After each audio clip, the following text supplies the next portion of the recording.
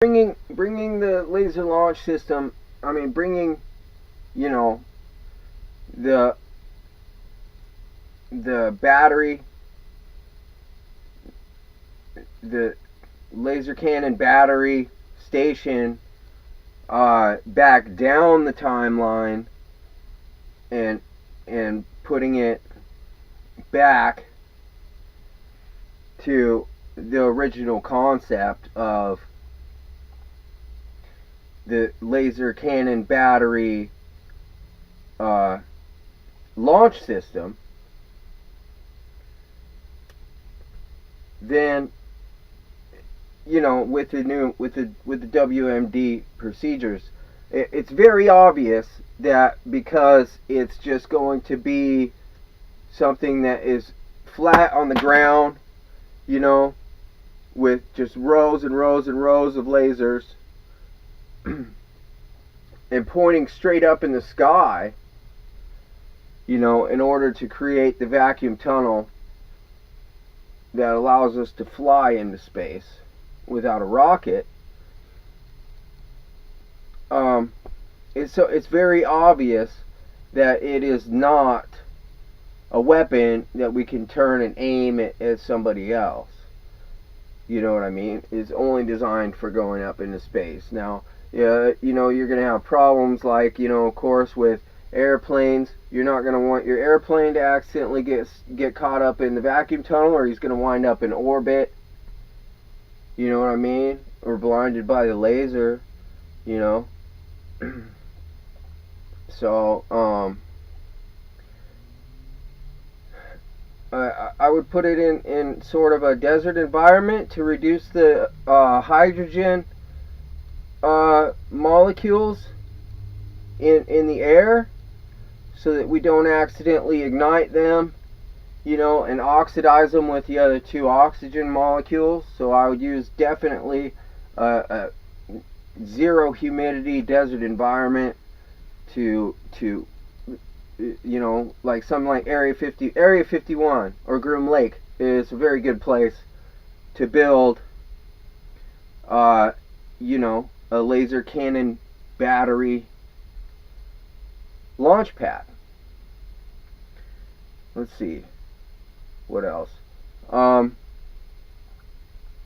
Yeah, and then so there's, I mean, so it's not going to ever be able to turn over on its side and be a weapon. Now, here's the deal is, like, we don't want it to be so powerful that it causes destruction, but we want it to be powerful enough that it heats up all the air in the column and lifts it up, you know, and then gives us enough lift to hit escape velocity. So we don't want it, and we could do it over time. I mean, because it's not just a pew, you know, or a pew pew pew like that.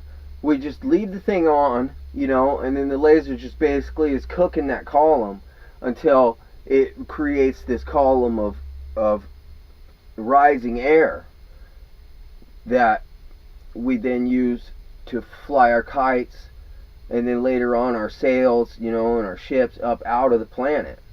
I mean, you know, up into orbit.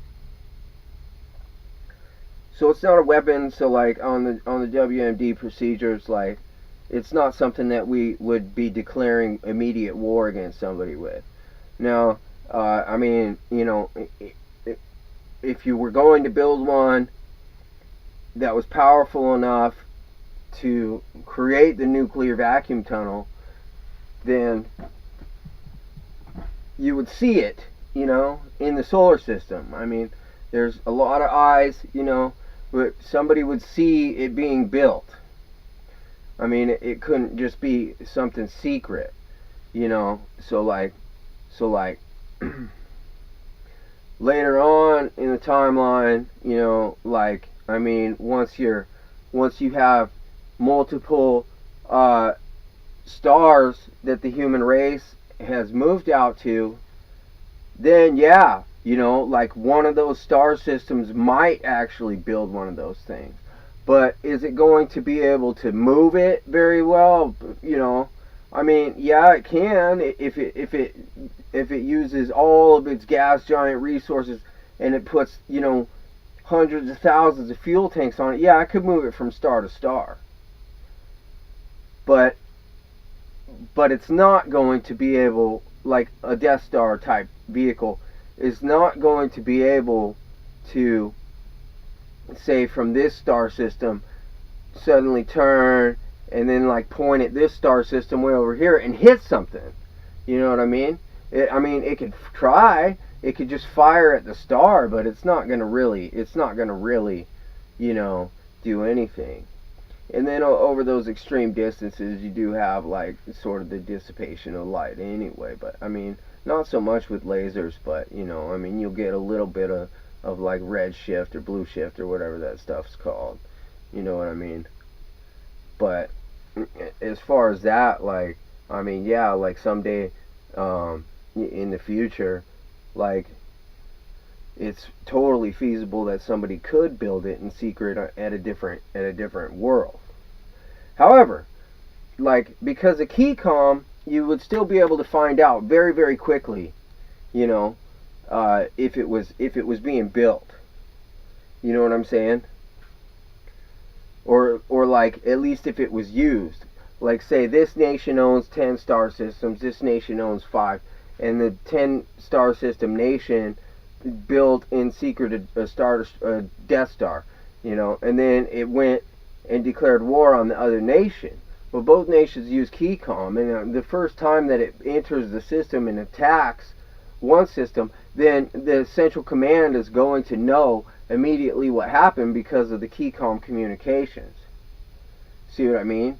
And so they can, so it's not like it's going to be able to move around and take everything out in secret after its construction. But as for, like, bringing it back down to the present day it's just a laser launch system. It's not a weapon, and we, like I said, we just want to keep it in a humid environment, reduce the amount of hydrogen in the atmosphere around in our beam as much as possible to prevent it from igniting.